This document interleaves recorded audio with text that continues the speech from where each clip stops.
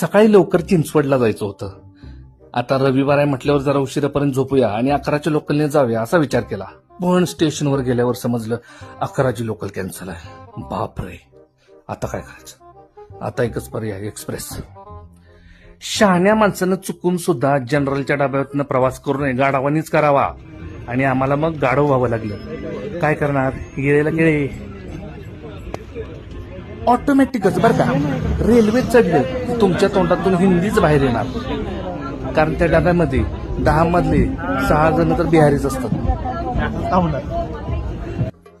बाबा काही गर्दी, ज्या आईला इकडून घासत्यात तिकडून घासत्यात. असल्या गर्दीत श्वास घेता येईना, त्यात पण कोणतरी पाडलंय. शी. लोकसंख्येचा विस्फोट झाला आहे आणि ती कंट्रोल करणं खूप गरजेचं आहे. याचा अनुभव घ्यायचा असेल तर नक्की रेल्वेच्या जनरल डब्यातून प्रवास करा. Bye bye.